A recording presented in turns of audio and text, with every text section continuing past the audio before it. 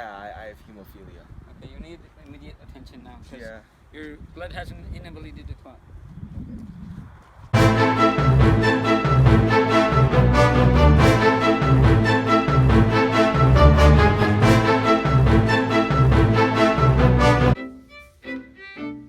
The disease hemophilia comes from the Greek word hemo, meaning blood, and philia, meaning tendency toward. The conjoined word means tendency toward blood, and therefore hemophilia is a disease, which means that patients who have the condition have an inability to clot blood.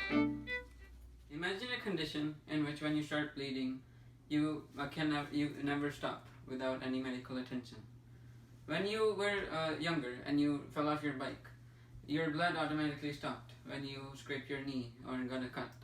We take this for granted, but people with hemophilia cannot have this, as the reduced clotting factors in their blood prevent their blood from forming a clot when they have a rupture in their blood vessel. Hemophilia occurs when the reduced number of clotting factors in the blood cause a lack of clotting when there's a hemorrhage or a cut in the blood vessel. So in a normal blood vessel, there would be clotting, as the clotting factors would block the opening. While in hemophilia, the deficiency of these clotting factors, different types in different types of hemophilia, have the lack of this. So bleeding continues. Hemophilia type A and B occurs in the X chromosome. Males get one X and one Y chromosome. The X is from their mother while the Y is from their father. Meanwhile, females get two X chromosomes, both one from their mother and one from their father. So as hemophilia type A and B are on the X chromosome, hemophilia A is right here as indicated by this arrow, and hemophilia B is on this band as indicated by this arrow.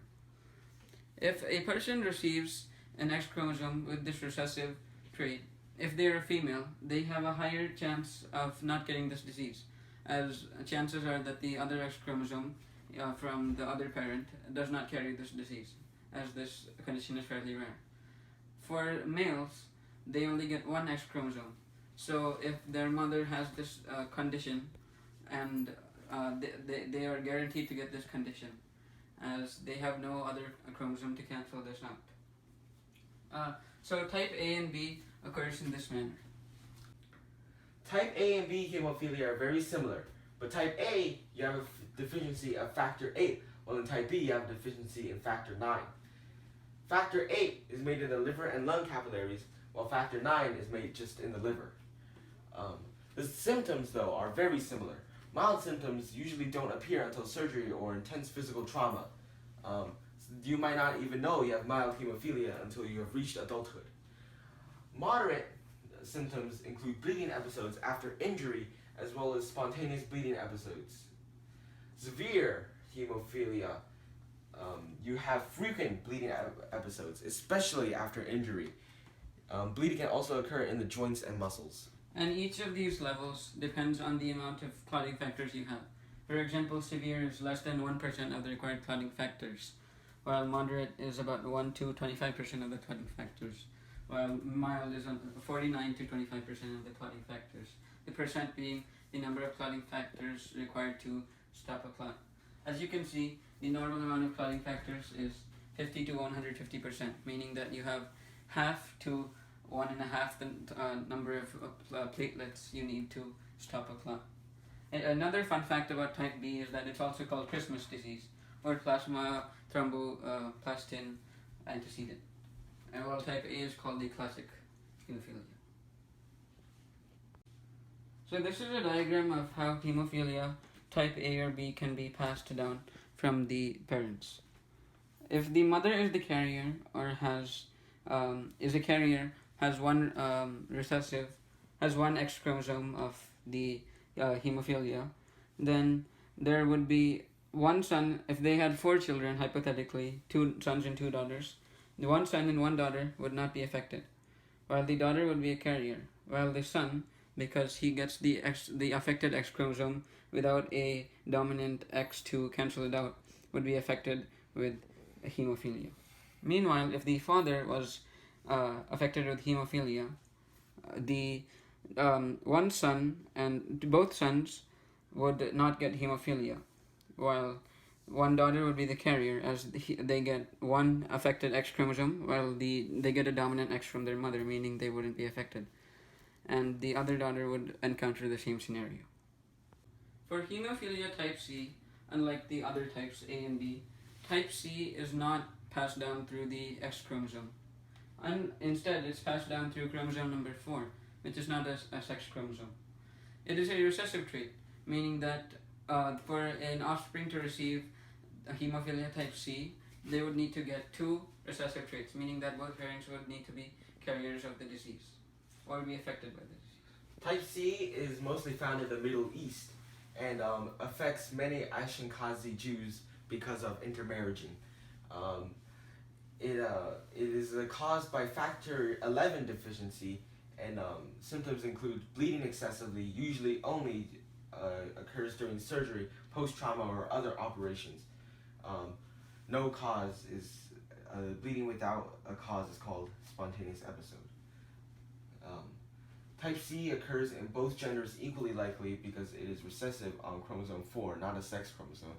And when genetic disease is not partial to either gender, it's called an autosomal disorder. That essentially means that the offspring needs to get 2 recessive genes of that trait to get that disorder. And factor 11 is called the plasma thromboplastin antecedent, or plasma protein.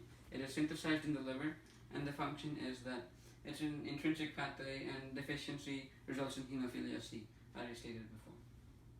As explained prior, hemophilia type C is an autosomal disorder. That means that for an offspring to receive the disease, type C disease, it needs to receive recessive traits of that gene in chromosome 4. So this is a diagram. Both parents are heterozygous with that gene. So based on the Punnett square, one offspring would get both dominant genes, not be affected at all. 2 children would be heterozygous, so they would be a carrier of the hemophilia type C gene, while one would receive both recessive genes of the 4x35 gene, which codes for hemophilia type C, and be affected. And this is a diagram of a autosomal disorder, which is hemophilia type C. This is a diagram of the hemophilia type C cascade. This is essentially a physiological diagram of how clotting factor 11 forms a clot when there's a rupture in the blood vessel. So essentially from this diagram you can get a sense of the physiological aspect, from the synthesization to the clotting effect. This is a synthetic recombinant factor. This prevents clotting for hemophilia patients. This medication is commonly taken by hemophilia type A and B patients to increase the number of clotting factors in their blood, so instead of having excessive bleeding like this, not having enough clotting factors, they can increase the number of clotting factors synthesized and be able to form a clot when they have a rupture in their blood vessel. This is a medication that is used to treat patients with type C. This is called fresh frozen plasma. It is a substance used to increase the number of factor 11 clotting factors in order to perform the same function as the medication stated prior, in order to help hemophilia type C patients increase the number of clotting factors. Now we would like to provide you some interesting statistics about hemophilia. I'm sure you'll find this surprising. Hemophilia type C is most common in the Middle East. 8% of Ashkenazi Jews have this condition, as well as Palestinian Arabs and other people in the Middle East. This is due to the high amount of intermarriage that occurs in the area, and the fact that the mutation started in this area. These are some statistics about the occurrences of hemophilia in different regions. As you can see, Africa and the Middle East has a great concentration of this, as I stated before. Also, this provides a diagram of the different severities of hemophilia.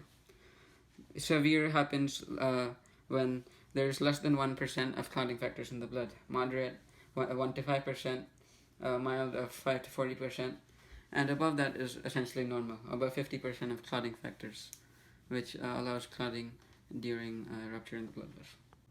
This presentation was sponsored by the World Federation of Hemophilia as well as the National Hemophilia Foundation. Hemophilia currently affects 1 in every 5,000 live births and currently affects 20,000 people in the US alone. You should donate to hemophilia because hemophilia is sometimes even a life-threatening disease that causes severe bleeding and bruising. In short, we all take the fact that our blood clots for granted.